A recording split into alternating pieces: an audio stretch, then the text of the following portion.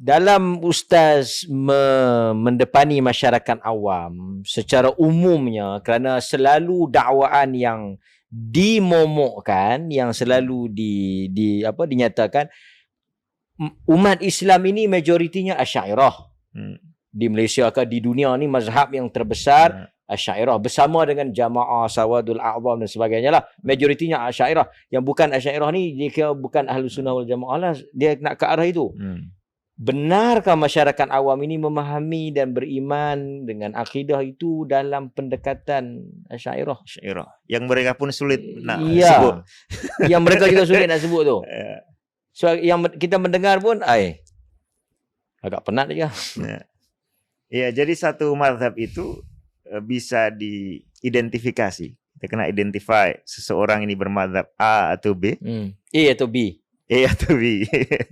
Itu dengan satu dari dua cara.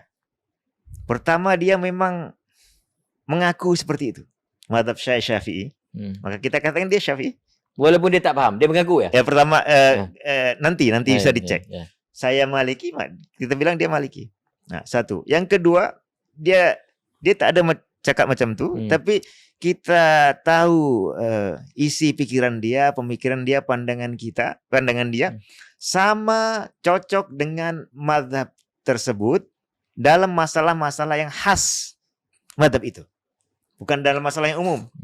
Kalau dia kata saya bersyahadatain, kita tidak bisa simpulkan bahwa dia Maturidi atau Asy'ari, karena itu semua begitu. Ya, harus perkara-perkara yang khas mazhab itu. Tapi kalau dia kata Al-Quran itu makhluk, Asy'ariyah. Nah, itu pun tak khas Asy'ariyah. Masa Mu'tazilah pun juga. Mu'tazilah, bahkan Asy'ariyah secara statement lafal mengatakan Al-Quran ghairu makhluk. Ya, tapi nanti ada rincian. Nah, jadi yang kedua ini yang lebih akurat. Ya. Tapi kalau yang pertama itu bisa kita katakan dia Asy'ariyah. Ya, dia Asy'ari, kalau mengaku saya Asy'ari, tapi kita kena cek kecocokan pandangan dia. Kalau dia hanya mengaku saja, artinya dia suka dengan mazhab Asy'ari walaupun tidak menggunakannya. Tidak menggunakannya. Islam pun ada Islam, kalau di kita di Indonesia nyebutnya Islam KTP. KTP itu kartu tanda penduduk. Dia tulis Islam, tapi dia tidak sholat, dia tidak zakat, tidak buat. Malaysia dipanggil Islam IC. Islam IC ya. Dekat pengenalan Islam. Sama KTP. Nah, itu. Dan yang seperti itu tidak muktabar, ya, tidak jadi pertimbangan.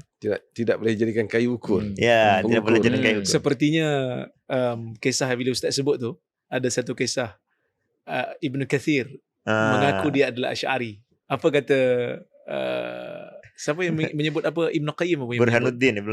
Okey. Dia mengatakan kalau bulu menutup seluruh badanmu, engkau mengatakan kau Asy'ari, tidak ada yang percaya kerana kau adalah anak murid Ibn Taimiyah. Maksudnya perlu melihat kepada pegangan.